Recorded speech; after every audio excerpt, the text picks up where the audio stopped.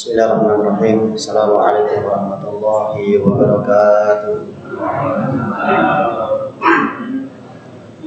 Alhamdulillahirabbil alamin. Wassalatu wassalamu ala nabiyyina Muhammadin wa ala alihi wa ashabihi ajma'in. Allahumma la sahla illa ma ja'altahu sahla wa anta taj'alul hazana idza syi'ta sahla.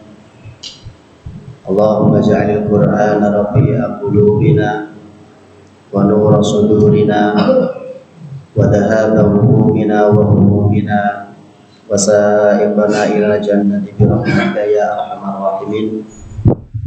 Amma ba'du, ya ayyuhalladzina amanu taqullaha haqqa tuqatih wa la tamutunna illa wa antum muslimun.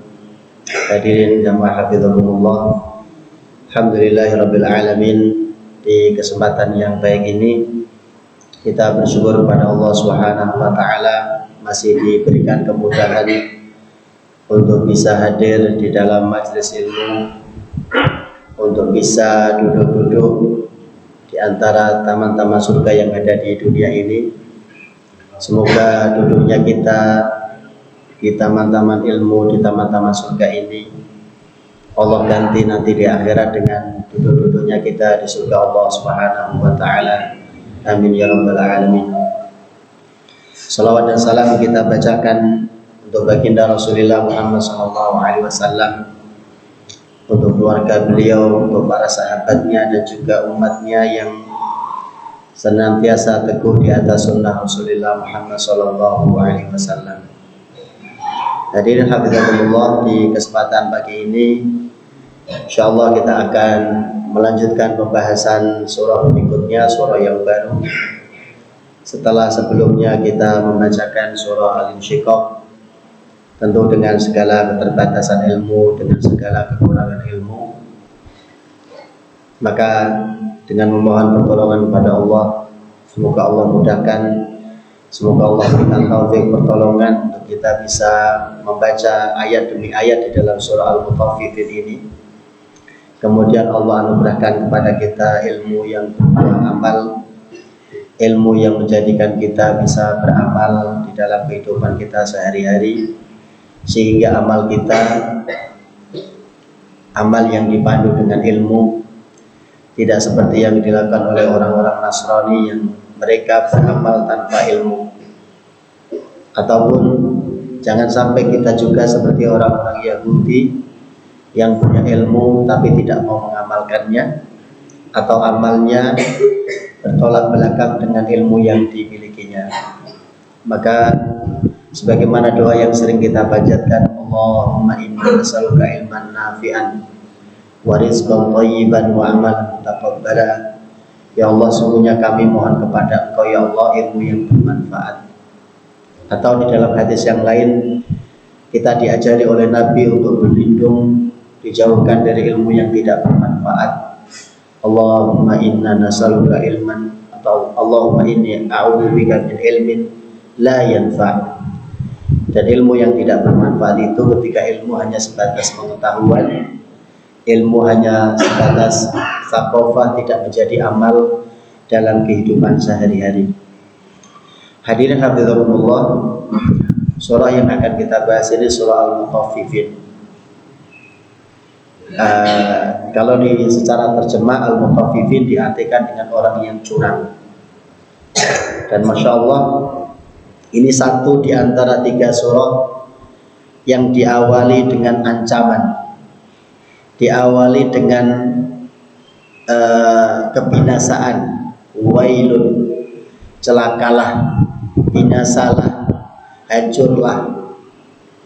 Dan ada 3 surah di dalam Al-Quran yang Allah Subhanahu wa taala memulai mengawali surah tersebut dengan ancaman, dengan kecaman, dengan kebinasaan.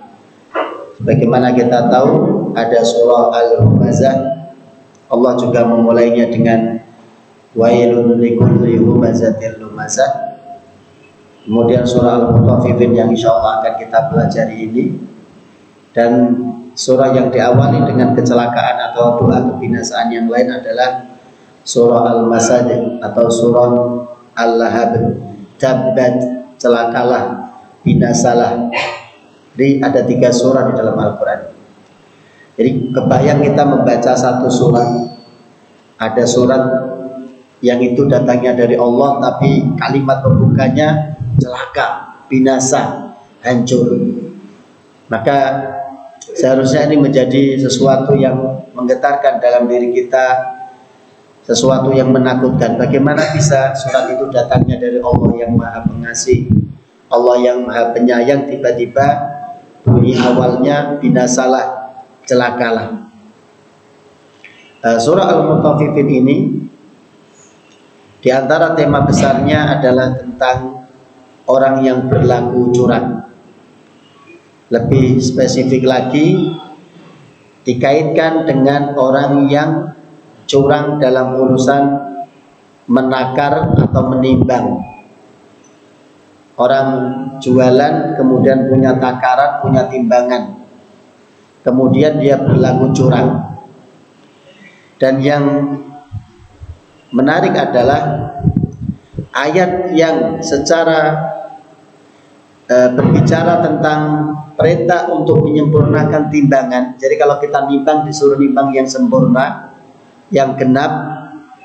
Setidaknya ada 6 surat, 6 surat di dalam Al-Quran yang kita diperintahkan untuk ketika menakar barang, menimbang barang dagangan, kita disuruh menimbang dengan timbangan yang pas, tidak kurang sedikit pun, tidak kurang sedikit pun.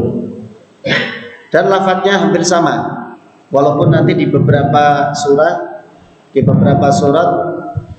lafadznya umum, tetapi ada lafadz yang betul-betul menyebutkan perintah untuk menimbang dengan pas. Ada menggunakan kata fa'auful kaila, ada yang menggunakan wa'auful kaila, dan sempurnakan timbangan, sempurnakan takaran. Jadi bedanya timbangan dengan takaran, kalau takaran yang biasa kita gunakan untuk misalkan nakar minyak 1 liter dan seterusnya. Kalau timbangan ya timbangan seperti yang kita ketahui, sekilo dan seterusnya. Jadi ayat yang memerintahkan tentang menyempurnakan timbangan, memberikan timbangan yang pas, disebutkan di dalam 6 surah. Ini menunjukkan bahwa perkara ini bukan perkara sepele. Perkara ini bukan perkara sepele. Kalau Allah menyebutkannya sampai berulang kali, disebutkan sekali saja sudah istimewa. Disebutkan sekali saja pasti ada pelajaran penting yang ingin Allah sampaikan, apalagi sampai 6 kali. Dimulai dari disebutkan di dalam surah Al-An'am, surah Al-A'raf, surah Hud, kemudian surah Bani Israel atau Al-Isra, surah Al-Hadid, dan surah Ar-Rahman. 6 surat berbicara tentang perkara timbangan, perkara takaran. Kenapa sampai sebanyak itu? Dan di masing-masing surat nanti Allah mengaitkan perintah untuk menakar dengan pas, menimbang dengan pas, itu dikaitkan dengan salah satunya dengan beribadah kepada Allah. Jadi di awal ayat memerintahkan untuk beribadah kepada Allah, hanya kepada Allah saja. Kemudian lanjutannya nanti akan memerintahkan fa'auful kaila wal mizana bil qist, di antaranya sempurnakan takaran dan timbangan dengan adil. Jadi sampai yang paling kecil ini yang kita pelajari al-mutaffifin. Kata mutaffifin biasa diartikan dengan orang yang curang, dan curangnya pada sesuatu yang remeh, yang kecil, yang sedikit. Karena kata mutaffifin dari kata tatfif, dari kata tofif, artinya tofif itu sesuatu yang kecil, sesuatu yang gak ada nilainya. Kalau kita logikakan seperti ini, misalkan orang yang berlaku curang, ketika dia menimbang, misalkan menimbang sekilo, apakah yang dia lebihkan itu atau yang dia kurangi? Kan tidak mungkin yang dia kurang lebih dari sekilo, kan tidak mungkin. Misalkan orang nimbang sekilo, kemudian dia ingin berlaku curang, ngambil dikurangi sedikit, pasti yang dikuranginya cuma sedikit, paling berapa on, paling berapa gram. Atau kalau mau menambahkan, tambahannya nggak banyak, nggak mungkin. Orang nimbang sekilo kemudian dia curangnya sekilo lagi, kan nggak mungkin, ketahuan nanti. Mesti tambahannya cuma sedikit. Nah, kata tofif itu bentuk kecurangan pada sesuatu yang kecil, yang sedikit. Dan curang dalam sesuatu yang kecil, yang sedikit, yang remeh ini Allah sudah mengancamnya dengan wail, celaka, binasa. Karena kata wail itu adalah, ada yang menyebutkan salah satu nama sungai atau telaga yang ada di, atau sungai ya, atau lembah yang ada di neraka. Jadi orang melakukan kecurangan pada sesuatu yang sedikit, yang remeh, Allah sudah mengancamnya dengan akan dimasukkan ke lembah yang ada di neraka. Nah, bagaimana dengan orang yang curang pada sesuatu yang besar? Dan kecurangan ini bukan hanya dalam urusan timbangan, Pak. Karena walaupun ayatnya berbicara tentang timbangan, tetapi nanti makna umumnya ada. Para ulama menyebutkannya. Curang ini bukan dalam urusan jual beli, bukan dalam urusan timbang menimbang, takar menakar, tapi lebih umum dari itu. Curang itu berlaku di semua hal. Kapan orang berlaku curang? Kapan orang dikatakan curang? Ketika dia ingin mendapatkan haknya secara penuh, tetapi giliran melakukan kewajiban, dia melakukan kewajibannya seenaknya, semaunya. Giliran dia bekerja, dia melakukan pekerjaannya semaunya. Giliran waktunya gajian minta penuh, tidak mau dikurangi misalkan. Nah, ini juga ternyata masuk di pembahasan ayat ini dan ulama menyebutkannya. Jadi curang itu bukan ketika menimbang kemudian ada yang dikurangi, bukan itu. Bahkan Masya Allah nanti teguran buat kita semuanya.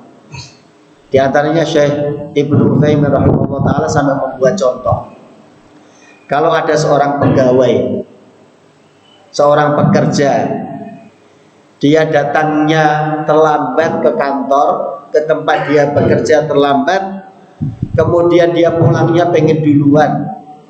Katakan dia harusnya masuknya jam 8 atau jam 7. Dia datangnya terlambat walaupun cuma 5 menit. Kemudian pulangnya harus jam 3 atau jam 4. Dia pengen pulang duluan, setengah 4 pengen pulang duluan.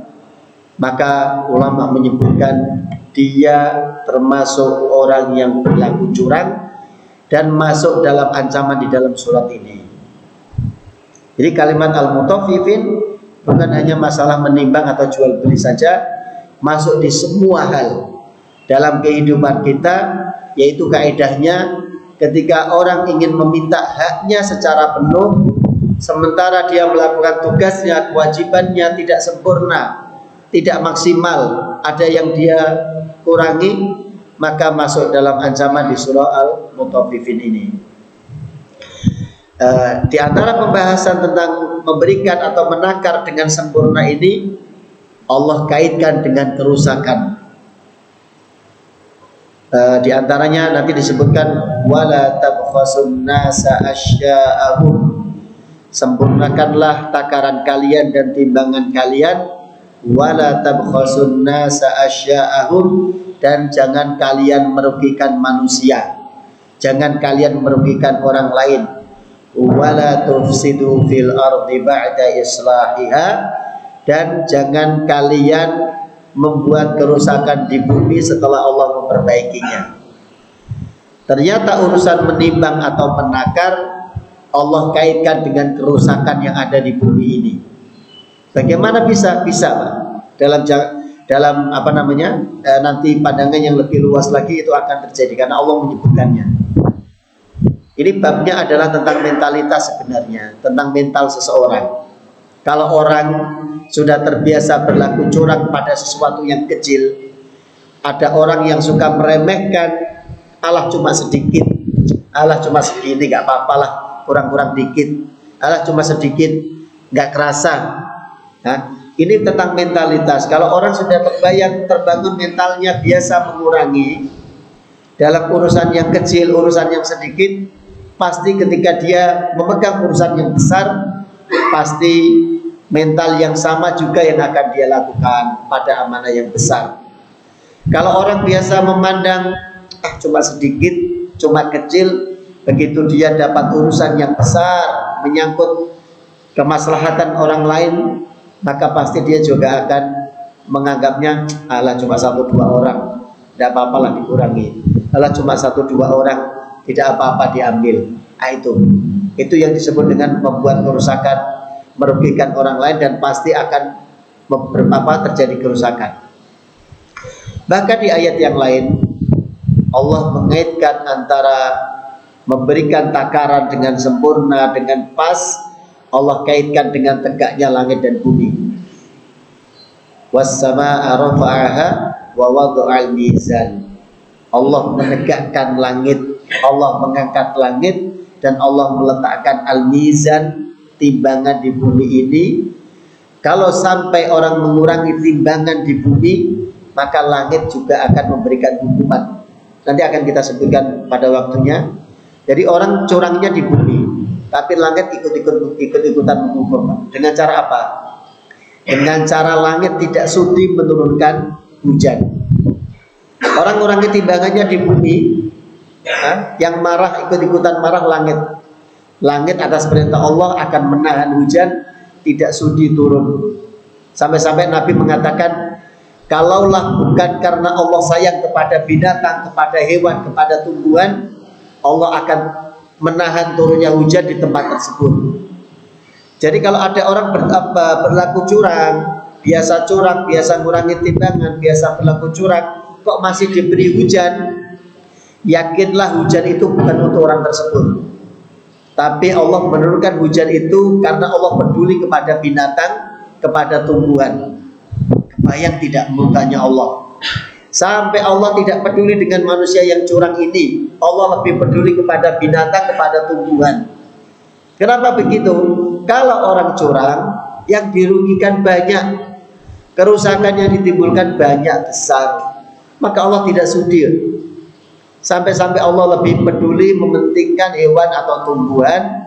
Allah beri hujan kepada hewan tumbuhan daripada orang yang curang ini.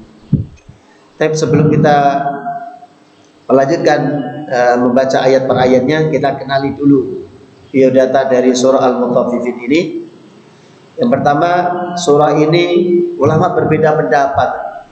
Apakah ini termasuk surah Makkiyah yang turun sebelum Nabi hijrah, atau surah Madaniyah yang turun setelah Nabi hijrah?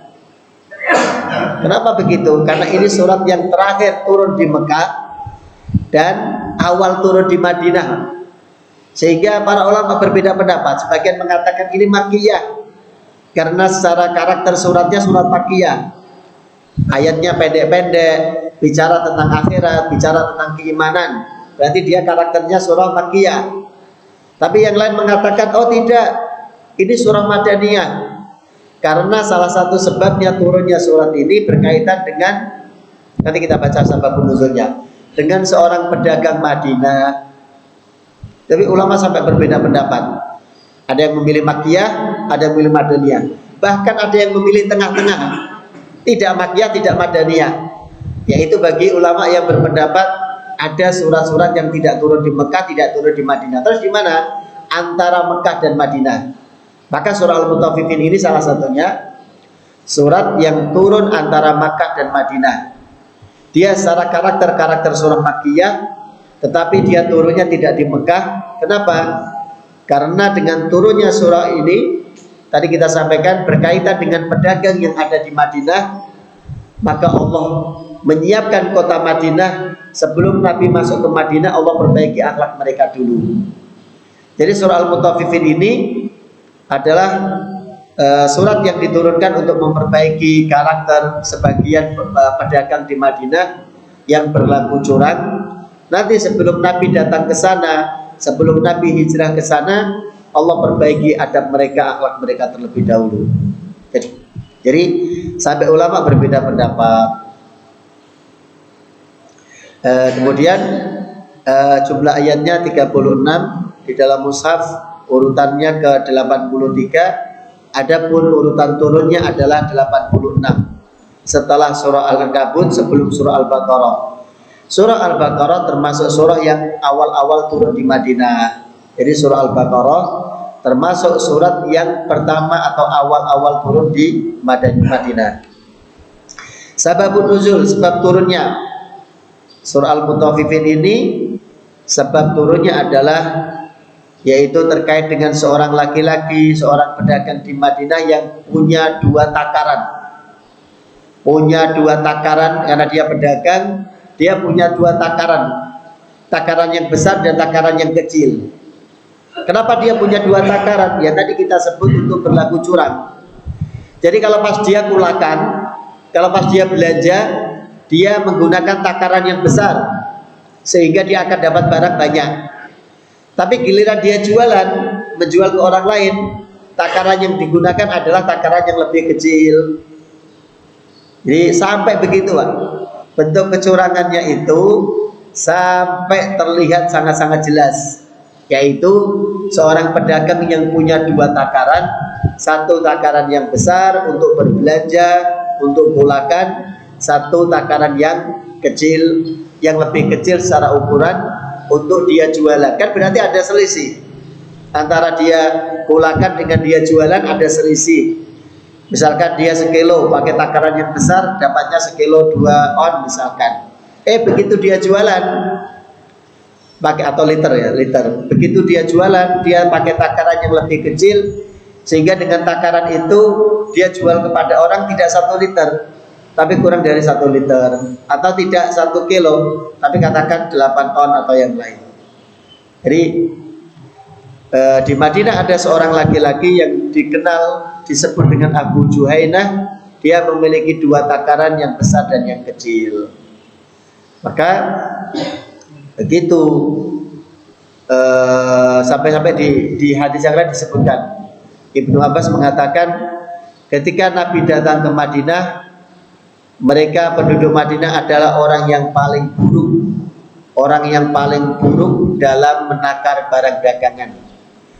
Jadi ketika awal-awal Nabi datang ke Madinah, sebagian penduduk Madinah adalah orang yang berlaku curang, kalau menakar mesti dikurangi. Maka Allah turunkan surah Al-Mutaffifin ini, dan kemudian mereka memperbaiki diri menjadi orang yang memberikan timbangan takaran dengan sempurna. Dan ini bukan suatu aib. Ketika Allah menyebutkan ada sebagian masyarakat yang berlaku curang, bukan aib. Kenapa? Karena kita sendiri masyarakat kita juga banyak yang curang. Bedanya adalah penduduk Madinah yang disebutkan yang terkait dengan surah Al-Mutaffifin ini, betul mereka melakukan kesalahan, betul mereka pernah berlaku curang. Tapi begitu mereka diingatkan dengan Al-Quran, mereka berubah total. Lah kita, orang kita gimana ini? Kelihatan berpakaian muslim, disumpah dengan Al-Quran, begitu memegang amanah malah curang. Gimana coba? Beda jauh kan Pak dengan mereka. Oke, katakan orang Madinah berlaku jahat, iya, curang iya. Tapi begitu dibacakan ayat Mutaffifin, itu merubah mereka, merubah karakter mereka. Yang tadinya berlaku curang, sampai Al-Farra menyebutkan begitu turun surah Al-Mutaffifin, penduduk Madinah adalah masyarakat yang paling tepat dalam memberikan takaran, paling sempurna dalam memberikan takaran.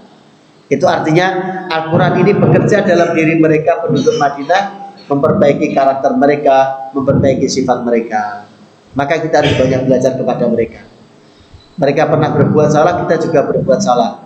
Yang membedakan adalah begitu mereka ditegur oleh Allah dengan ayat, ditegur oleh Nabi dengan hadis, mereka langsung berubah. Maka seharusnya kita juga seperti itu. Kita melakukan dosa, melakukan kesalahan, dibacakan ayat, dibacakan hadis, harusnya berubah.